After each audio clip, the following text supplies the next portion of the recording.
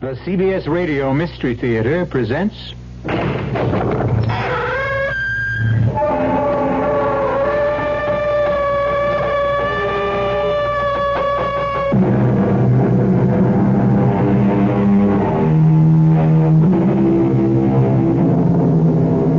Come in.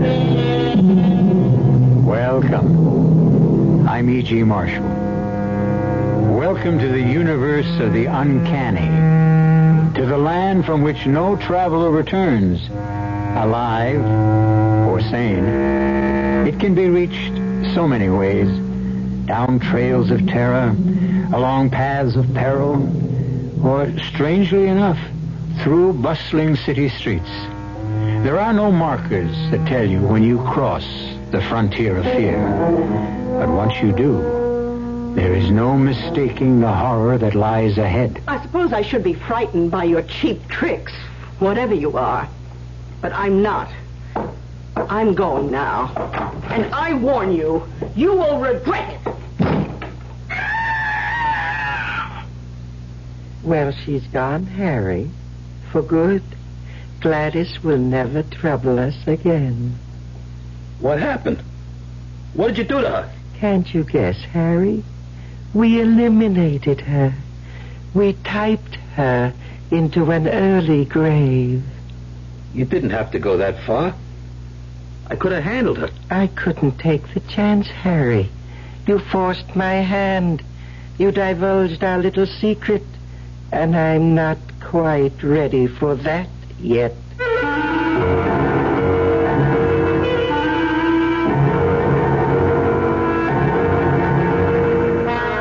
Our mystery drama, The Frontier of Fear, was written especially for the Radio Mystery Theater by Milt Wissoff and stars Jerry Stiller. It is sponsored in part by Anheuser-Busch Incorporated, Brewers of Budweiser, and Buick Motor Division. I'll be back shortly with Act One. When you feel like having a cold Budweiser, do you automatically reach for a glass? Well, sure, Bud's a great beer any way you drink it. But without a glass, you're really missing something. Now take that wonderful Budweiser head of foam, for instance. Those bubbles, tiny though they are, still amount to something pretty special at the top of your glass. Taste appeal and eye appeal. Two results of exclusive beechwood aging and natural carbonation. It takes a lot longer to brew Budweiser that way, but brewing beer right does make a difference that you can taste. That's why when you say Budweiser, you've really said it all. Anheuser-Busch, St. Louis. If you wear or buy eyeglasses, you couldn't live in a better place than Dallas. Optics is right here, one of the nation's largest suppliers of glasses and contact lenses.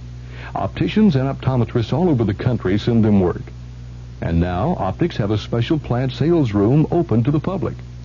That means anybody in the Dallas area can now enjoy Texas-size savings on all glasses and contacts. The widest choice of quality frames, a complete choice of lenses, clear, tinted, bifocals, contacts, and the new half-weights, lenses that are half the weight of glass. Complete one-day service for most glasses, too. Full satisfaction guaranteed. Optics Vision Center, the special direct sales outlet right at Optics Plant, 2534 Royal Lane between Stemmons and Harry Hines. Open to the public Monday through Friday, 8:30 to 5:30.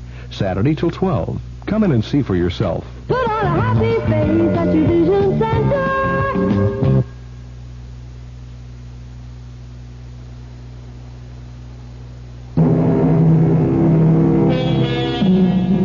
One expects to find terror in a haunted house or on the barren, wind-swept plains of the Aztec pyramids. But it is even more intense when it is encountered on the streets of a modern metropolis. In our little tale, Harry Dorn meets the unfathomable as he crosses the threshold of a pawn shop.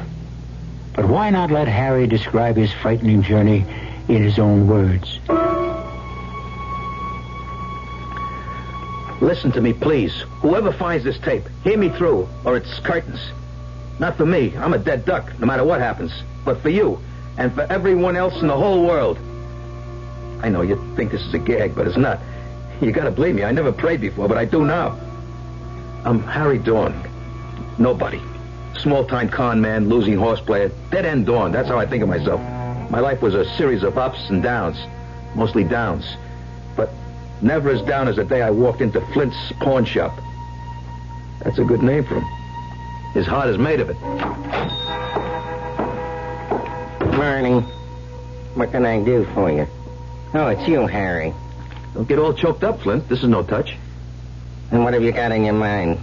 I don't know. Just dropped in. What do you give me for this? Tell me what it is first. You really don't know? How about that? These are the silks Arcaro rode when he won the Derby on citation. So what? So it's history. Only the creeps like you. Sorry, no sale. Take it for only $25. It's worth a lot more. I'll tell you what I'll do. Pick out anything in that corner, anything, and I'll trade you even. That way nobody loses. But I need eating money, Flint. Take it or leave it. I was going to leave when I heard this voice inside my head, like someone jamming the circuits in my brain. Take the typewriter, Harry. Take the typewriter. It went on and on in my head, over and over. I was powerless. Take that typewriter, laying there with all that junk. I made the swap and I walked off with the typewriter. When I got home, I couldn't stand looking at it. It was an absolute piece of junk that couldn't possibly work. Dirty, old, and useless. I kept staring at it, trying to turn it into a steak with all the trimmings. And that's when it happened. I found myself putting in a piece of paper, and I began pecking at the keys.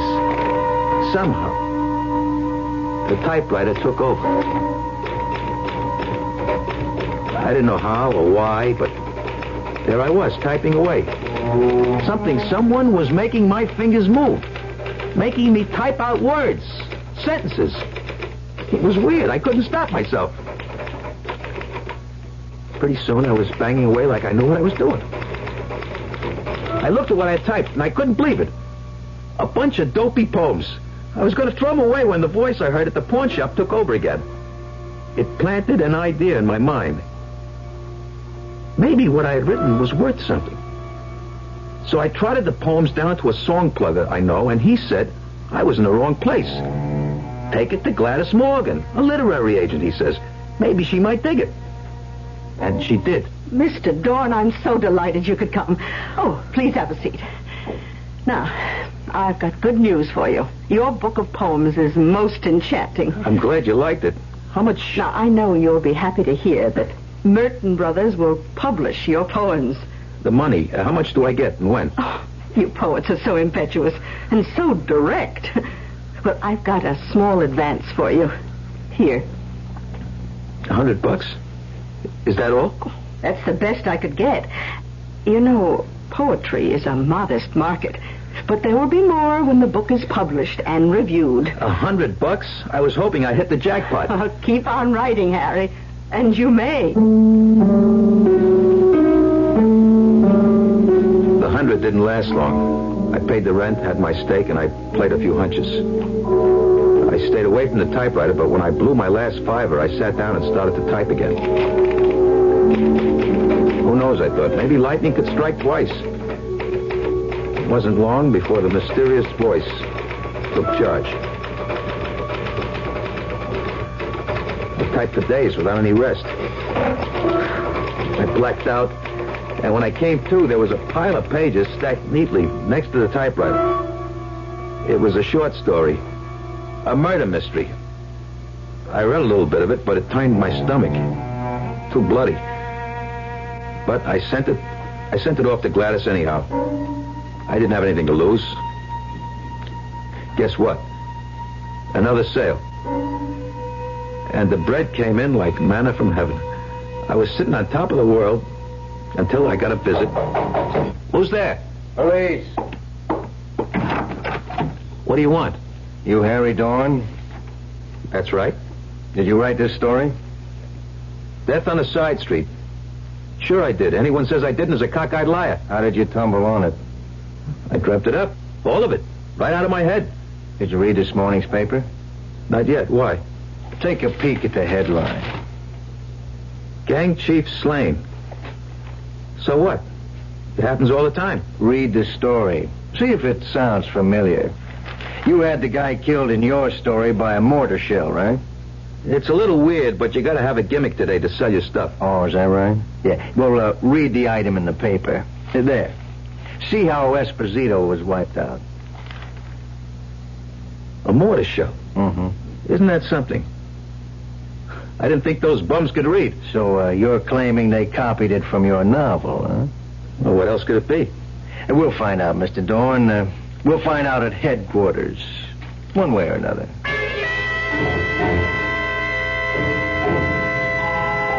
They dragged me down and worked me over for a couple hours, but they couldn't hold me. The lawyer Gladys hired had me sprung. I was pretty well shaken by the time I got home. I sacked out for about 24 hours, and then I went back to my usual routine. It didn't take long before I was in my usual condition, tapped out.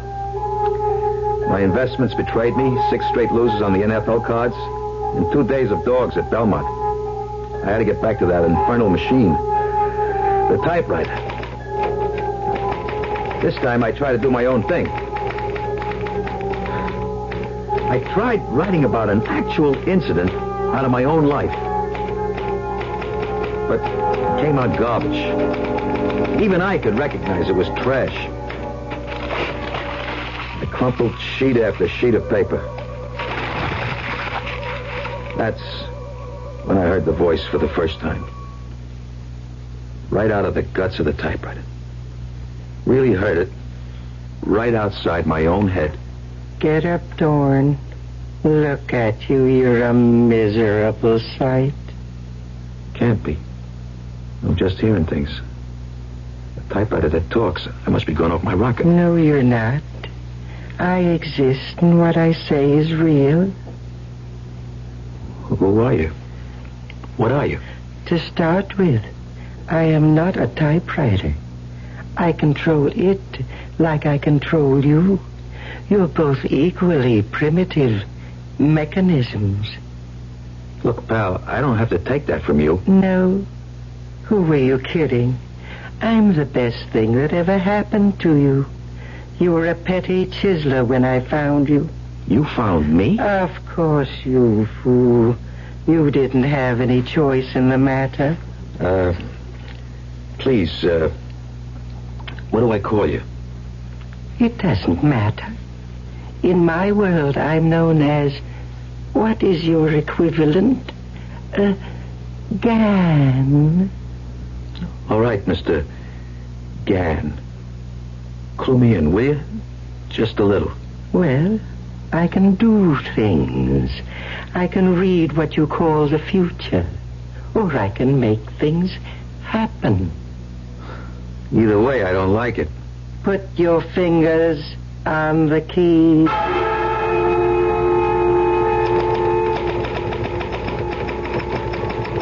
This time the story was kind of science fiction. Crazy, weird. Then the ending really got to me. A tidal wave that sweeps across the ocean and wipes out an island in the Pacific, killing every living thing. I wanted to throw the damn thing into the garbage can, but I was flat. So I paddled it, and sure enough, it came to pass. This is your 6 o'clock news. A spectacular tidal wave inundated the tiny island of Kunjera in the Pacific Ocean, killing more than 100,000 people. All those lives washed away because I had a gambling habit. I felt guilty as hell, and I made up my mind to get rid of the typewriter. And Mr. Gann. What do you think you're doing, Harry? I'm getting rid of you, once and for all. I can't go on helping you slaughter people. I got a conscience, man. What's that? You really don't know, do you? Why should I? I'm not human, you know. What is this conscience? It's hard to explain. Let me see. You know, there's a good and a bad. Like, you don't squeal or welch on a bet Or put down a friend? Well, the worst thing you can do is to kill somebody. That's when you feel rotten. That's your conscience working. But you people take life all the time. You eat other organisms. That's different. I'm talking about human life. And you keep slaughtering each other day after day. We get punished for that. Not all the time. I could see I was getting nowhere with Mr. Gunn. I was in the grip of a force way beyond me. I started to type again. Don't ask me why. I couldn't help myself. Suddenly, I heard this rapping at the door. I kept quiet, hoping whoever it was would go away. But they didn't. I could hear the plastic card slipped in between the door and the lock. And then the door swung open. Hello, Harry. You didn't answer, so I tried the door, and it was open. You mean you jimmied it open, Pete? That wasn't nice. It's not nice to keep your friends waiting, especially friends who have been so patient with you. If it's the money I owe. That's exactly what it is, money. When you gonna get the scratch up? I'm expecting it any minute. I'll drop it by in the morning. No way. The boss wants the bread now. Well, look, just hang on for a minute, will you? I want to finish something I was typing. I ain't got much time. Hey, what's that you're writing? Your farewell address? Huh? No, it says the door opens and a messenger delivers a package containing $500. Yeah, and I'm Cinderella. How do you like that, pal? Hey, will you stop it, will you, Pete? Just a few more minutes. Rapid messenger. Here. Thanks. I'll take that. Here's something for you, kid. Well, I'll be 500, all right. I'll take what you owe, Harry. So long, pal, and thanks for saving both of us a lot of trouble. That was close, Harry. Too darn close. Why did you wait so long? To teach you a lesson. One you must never forget. Okay. You made your point. Good. We've got our most important work ahead. Until now, I've just been feeling my way to make sure I had everything down pat. Now I've got complete control over you.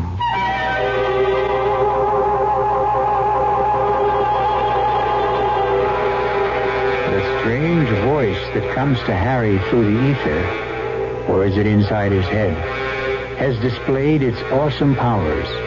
Powers that can reach across time and space, can make or unmake events. But for what purpose? We'll learn more when we return shortly with Act 2. Excuse me, madam. Oh, I'm in an awful hurry. I just wonder if you could answer a simple question So for do me. I. The question is this. What? Happens this time of year? Oh, that's easy. The kids get home from camp. Goodbye. Nope. What do you mean, nope? Nope. I mean, I should know when my kids get home from camp. Well, the answer I had in mind was a tad more general in scope. Well, I gave my answer. Let's hear yours. You know, I'm glad you asked. Are you? You see, what happens this time of year is that Buick dealers are giving particularly great deals on all their 74 Buicks. For a family woman such as yourself, I think a neat little Apollo would be just the ticket. It's small, economical, but surprisingly roomy. And it's a Buick, so it's really quite elegant. You don't say. Uh-huh. Now, isn't that good news? Yes. I mean, that you can get such a nifty deal on such a nifty small car. To be sure it is, yes. To be sure. By the way, where do your kids go to camp? Guam. It's a small island in the South Pacific. Guam. Whenever the summer weather has got you in a stew, you're feeling hot and sticky and don't know what to do. Yes, the double deodorant feeling that's so refreshing. It's yours for sure every time you shower with a lot of Irish Spring. Cool off with an Irish Spring shower. Summer refreshment, summer protection for the whole family. Enjoy summer more with Irish Spring. Irish Spring. In the world will be our guest Wednesday night on KRLD's Sports Central Dallas show. Our guest will be Sandra Haney. On the LPGA Tour in 1974, she has won 4 tournaments. The Dallas golfer will be in our studios from 6 to 7 p.m. Our first sports question, what was the winning score in the Civitan Open last year, and who won the Civitan? Sports Central Dallas. Our guest Wednesday, Sandra Haney, right here on KRLD.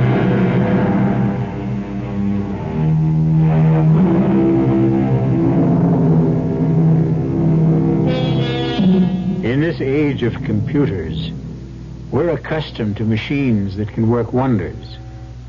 Have you ever thought of the day when we'll come up with a machine that can go far beyond the capabilities of the computer? One that can instead reverse the process and program man for, well, let's find out what Mr. Gahn intends for Harry Dorn. The next few weeks were kind of peaceful. Like Mr. Gahn was going through a phase. He seemed to be preparing for some big event. He had me lug in all kinds of books from the library, and I kept typing this stuff, word for word. He had me copying the Department of Defense budget, line for line. I darn near wore out my fingers. After I'd been at it about 10 straight hours, I felt I'd had it right up to here. I stopped typing, and I started rubbing my fingers to restore the circulation. I haven't told you to stop. Look, pal, my fingers are numb, my nerves are frazzled, and I'm just plain pooped. I need rest. Whatever for? I guess you don't understand that, do you? Oh, well, if you must. But don't shut your eyes too long. Hold it. Why? Somebody knocks at your door at 1 a.m. You wait for them to go away. I'll bet it's them goons. Why should they pay you a visit? You've cleared your obligation to them, thanks to me. It's Gladys, Harry. Please open the door. I know it's late, but I must talk to you. Okay, just a minute.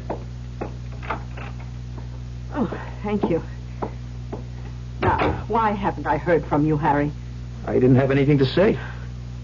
I just wanted to know why you... Why I what? Why you've decided to leave me for another agent. But that's crazy. I never... Oh, don't play with me, Harry. I got your note. What are you talking about? What note? Oh, here. Read for yourself. But I never wrote it. Oh, I get it. It's your doing, Mr. Gahn. You had me write it, and I sent it without reading it. Who are you talking to? Oh, poor Harry. You've been working too hard. It's not me. It's that typewriter. Gladys, I'm going to show you something that'll knock your hat off. You think I wrote them poems and all that other junk? Oh, I believe anything you say. Sure. Well, the truth is that the typewriter, or rather, Mr. Gahn, does all the brain work. Watch. Come closer, Gladys. Just watch what comes out. In the early hours of the morning, the city was asleep. Darkness blotted out the pressures and the torment of the day. Pretty classy. I never had any education, Gladys. I just sit there and punch the keys under his direction. It is true, Miss Morgan. Oh, what? This lame brain would be hard put to write simple declarative sentences by himself, let alone this magnificent output. Who are you? What kind of trick is this? No trick, my dear.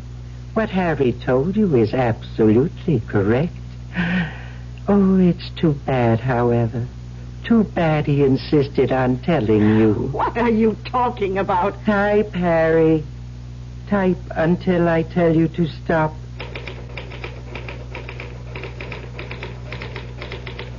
I typed for a few minutes, and then... That's enough, Harry. Now read this, Miss Morgan. I will not. You may have him under your control, but not me. Goodbye, Harry. Gladys Morgan turned to go. She was distraught. But she would have been terrified if she only knew. Don't go, Gladys. Don't leave now. If she only knew what fate awaited her on the other side of the door. Well, she's gone, Harry. Gone for good. Gladys will never trouble us again. What did you do to her? Can't you guess, Harry? We typed her into an early grave. Why did you have to do that? You forced my hand, Harry. You divulged our little secret. And I'm not quite ready for that yet. I fell asleep that morning just as the lights started to come up. I was exhausted. When I awoke, I poked my head out of the door carefully, not knowing what I'd see. But the scene was the same as usual. The morning paper was waiting. No one had swiped it, even though it was late. It's not in there. What's not in there? How do you know what I'm looking for? If you want to know what happened to Gladys, just ask. Maybe I don't want to know. Maybe last night never happened.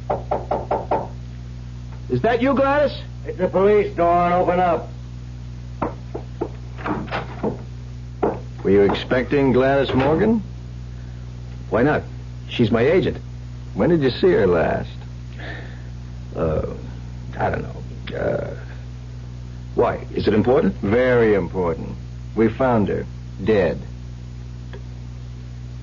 Dead? How did it happen? I thought you might know.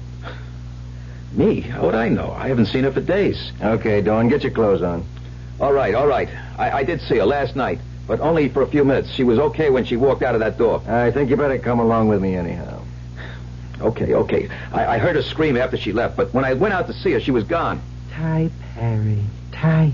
What was that? Who you got here? Nobody. I was just thinking out loud. Can I use the typewriter for a moment? I just got to put one thought down before I forget it. Okay, but hurry it up. The moment was tense, fraught with danger. Then suddenly the phone rang, cutting through the tension like a stiletto. It was news about the corpse. News that established beyond a doubt his innocence. Hello? Who? Yeah, he's here. It's for you, Lieutenant. Yeah. Okay. Hello. Mm-hmm. You sure? A full confession? I gave the statement voluntarily, huh? Okay, I'll be down in about 15 minutes. I want to talk to him myself. Bad news, Lieutenant? Not for you. We got a lead on a suspect. Mrs. Morgan's ex-husband. He had motive and opportunity. A cab driver drove him near where we found her body. Then I'm in the clear. So far. But don't try to leave the city until I give you the word. Understand? I wouldn't think of it, Lieutenant. Now say thank you, Harry. Thanks for nothing. You got me into that mess. You owed it to me. I owe you nothing, Harry. Remember that at all times. At least the law's off my back. You seem relieved. Sure, I'm relieved. I'm not in a pokey. You feel relieved, even though you know someone else will suffer for a crime he didn't commit. But I didn't do it either. Of course you didn't. But your information could clear him. What about your precious conscience? I don't want to get mixed up in murder. You mean if he takes the rap, as you would put it, then you're free and clear? Isn't that true? How did I ever get into this fix? Why did I ever walk into that stupid pawn shop? It wasn't a free choice, Harry. I picked you. For what? I asked you that before. What are you going to do with all that information that I've been typing? I've already told you, Harry. You'll be the first to know when the time comes.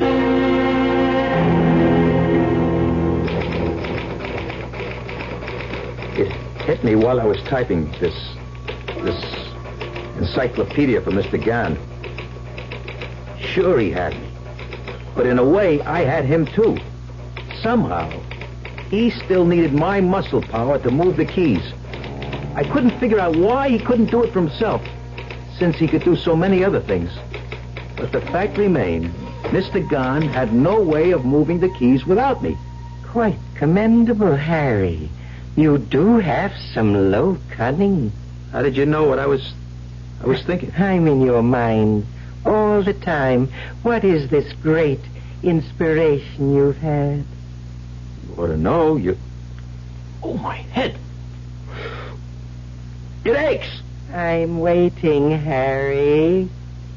I want you to help me get back at some of the rats who put me down. Is that all? Look, Harry, I am not a genie caught in a bottle, waiting to do your bidding. Okay, then I go on strike. No help, no typing. Nonsense. But tell me what you want. Only let's not waste too much time. We have much to do. Okay, I want the bookie hit big. I want him wiped out. That's it? To start with. The other two little favors depend on how this works out. All right. Start typing. I put a fresh sheet of paper in the machine and hit the keys. I didn't even bother reading it. All I could see was Pete and his boss going down the chute. You can stop now, Harry. When will it happen? Go down and buy a late paper. You mean now? That quick? Okay.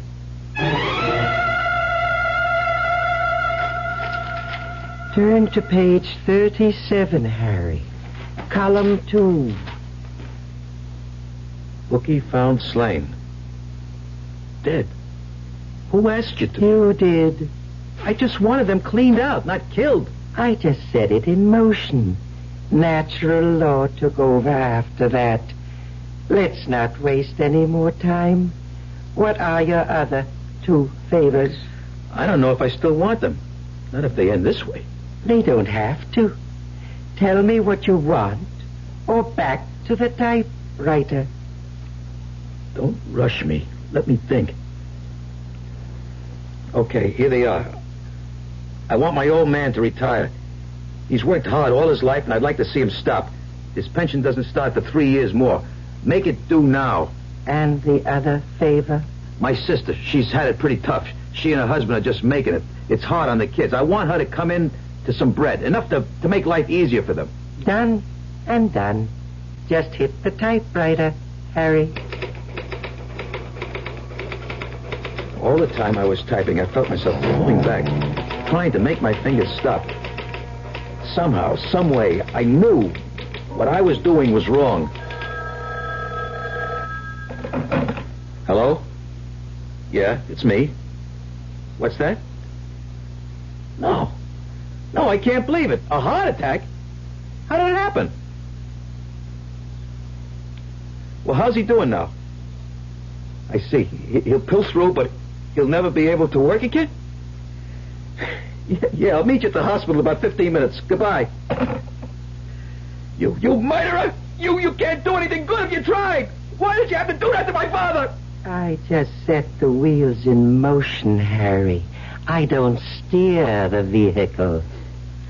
Call off the other favor. I don't want your help anymore for anything. It's too late, Harry. Read what you've typed. On the way home from work, George Masters was mugged in a subway passageway. He died of wounds received in the struggle. You swine, you! His wife was the sole beneficiary of a $100,000 life insurance policy. There you are, Harry. All taken care of. Now back to the typewriter, or I'll be forced to take care of you.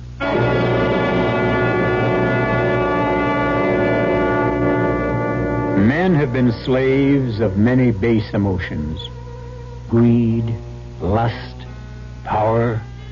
But few have ever been in such complete thraldom to a machine.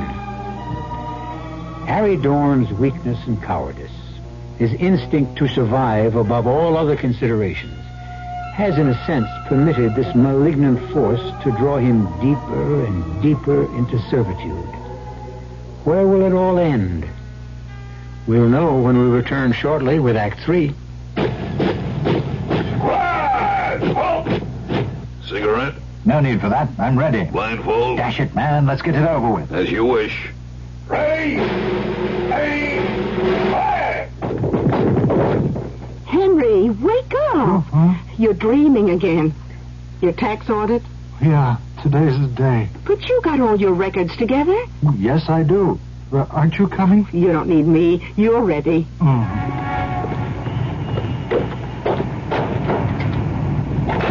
Can I help you, sir?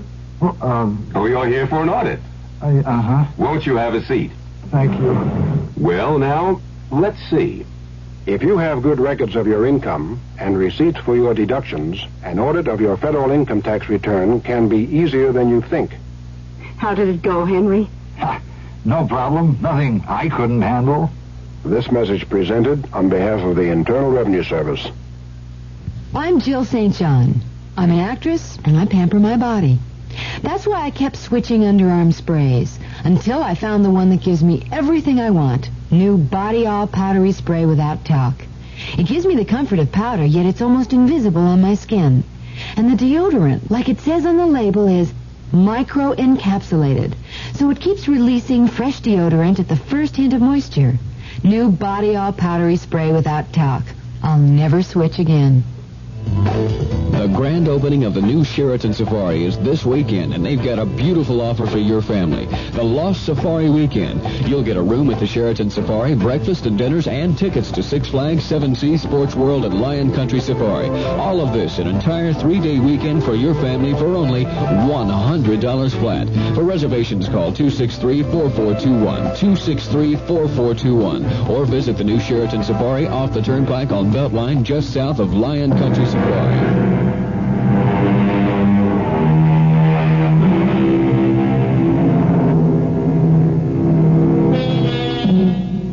Man is such an imperfect vessel. He can sell or destroy anything he holds dear. His dreams, his love, his country, even his soul. But all of us have at least a grain of nobility in us. One small flame that can, when called upon, illuminate the corner of the world we live in. Even so base and useless a man as Harry Dorn cannot extinguish this frail light. I was getting in deeper and deeper. I was losing almost all control over myself, my actions. The worst of it was that I didn't know what Mr. Gahn was up to, but I knew somehow it would end in disaster. I think I've indulged you long enough. Sit down and start typing. Why should I? Because I ordered you to do so. Who cares about your... Oh, my head. Sit down, Harry. I can't. My head aches. How about that? It's gone. I feel great. Say, did you do that? Of course. Now will you sit down? I can reward or punish you. That's the free choice you have. Type or suffer. What would you do? Take the carrot instead of the stick? Well, that's what I did too. So, I started to type. And this time, it was for keeps. No poems or novels, but some kind of crazy technical thing. Pages and pages and pages. I worked day and night, hardly stopping for food or rest. I kept at it until I blacked out. And when I awoke, I was sitting at the table, my head on the typewriter. It's about time you woke up. You certainly are a strange mechanism. You suffer things like fatigue, hunger. Every machine needs rest, lubrication. I need something to eat and a beer. All right. But get back as soon as you can. Sure. But what do I use for dough? Money. I need it to buy things. Type me a few winners. Type you what? A few winners. Give me the results of today's races now. Now bet 'em. That will give me the money I need. Okay. Sit down. I typed the results of the 5th and 6th races at Aqueduct. Blood money 5-1, and fate 8-1.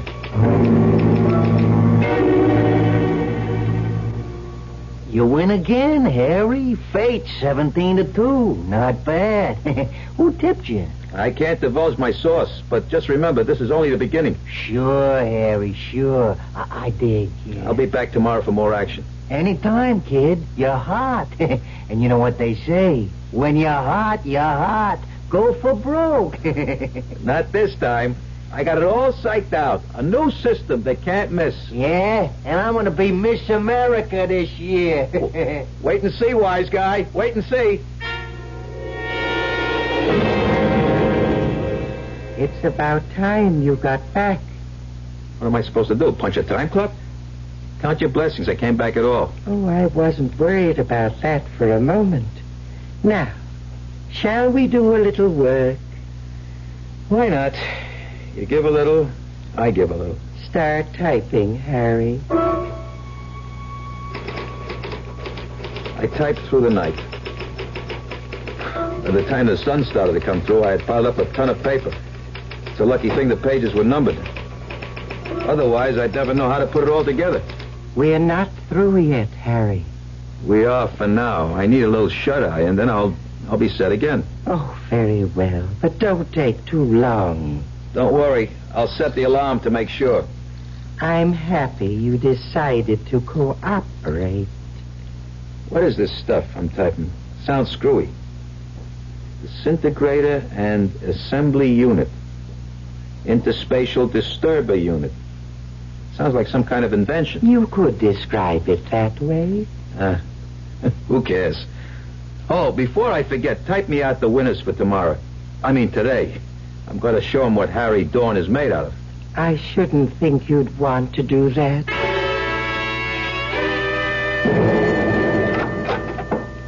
Mr. Gunn, you here? Yes, Harry, still here. Guess what?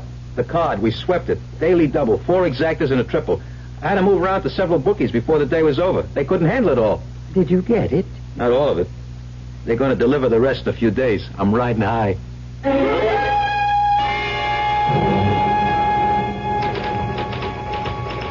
Next day, I was even feeling kindly to Mr. Gunn. I got to the table early and typed away all day. I figured I could skip the races for a few days until Pete paid me off. I was ready to fall apart when Mr. Gunn threw in the sponge. That's it, Harry. Don't tell me you're tired. Certainly not. I don't even know what the concept means. It's just that this phase of the operation is over. Great. Now I can ball it up. Is there anything else I can do for you before I hit the town? As a matter of fact, there is. Just type up a few labels. Sure. It's the least I can do. Then assemble the copies of the manuscript and mail them out. Consider it done. Now, let me have the label copy. USSR, People's Republic of China, France, UAR. What the hell is this all about? Agents in all those countries? Yes, Harry. Agents of destruction. What are you talking about? I told you you'd be the first one to know. Know what? Do you remember all the reference material you typed? How can I forget? That was for evaluation purposes. I don't get it.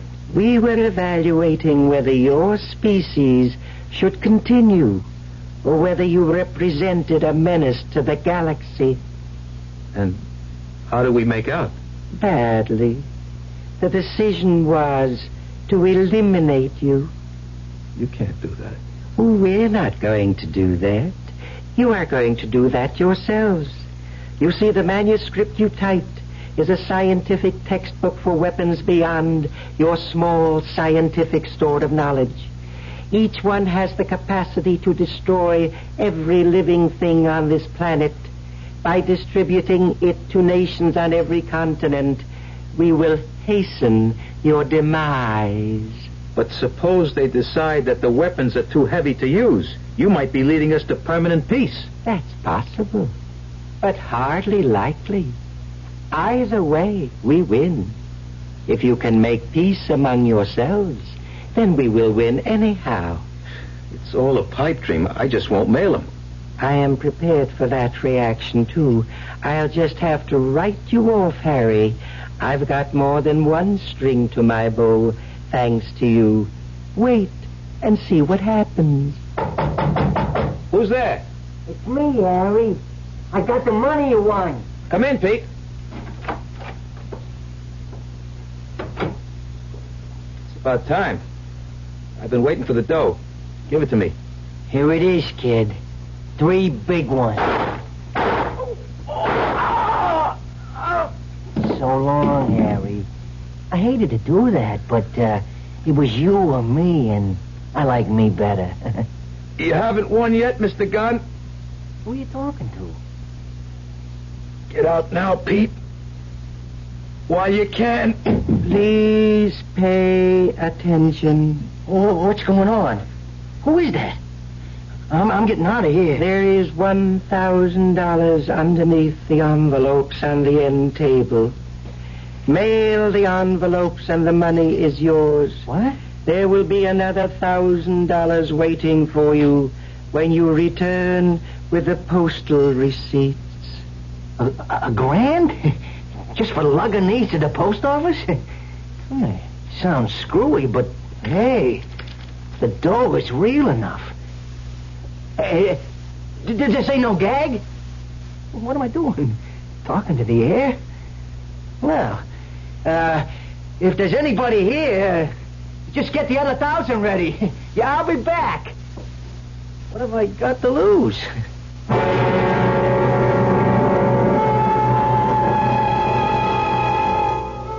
Harry Dorn gave his life in what was perhaps the first unselfish action of his miserable existence. And it seems for naught. But then again, perhaps not. Just as Mr. Gann underestimated Harry's greed, he may also have miscalculated the corruption of the world's leaders. They may set Mr. Gann's sinister plans back indefinitely. At least we hope so. I'll be back shortly. Do you think a computer programmer needs the use of his legs? New York University doesn't. They hired a man who's almost totally paralyzed. Yet they'll be the first to admit Tom Clancy's one of the best computer programmers they ever had. Of course, Tom Clancy's just one person, but there are millions of men and women in this country very much like him. People who have accepted their disabilities and come through rehabilitation with skills, determination, and a sense of responsibility. Yes, Tom Clancy's got a very good job. But what about all the others? The Director of Vocational Rehabilitation in your state has a file of highly qualified people in every field, ready, willing, and able to work.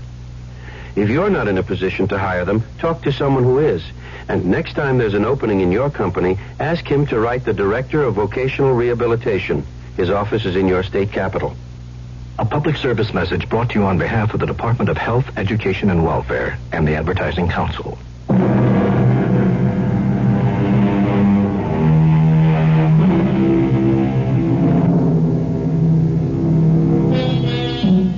And so we close our tale of terror. The path that took Harry Dorn across the frontier of fear was a costly one for him. He paid for his moment of greed with his life. But in the final analysis, Harry was only a straw in the wind. His entrances and exits are over. But what of us, the human race? Our cast included Jerry Stiller, Paul Tripp, Rainer Rayburn, and Bob Caliban. The entire production was under the direction of Hyman Brown. Now, a preview of our next tale. It's a matter of life and death. Life and death? Whose? Yours, I'm afraid.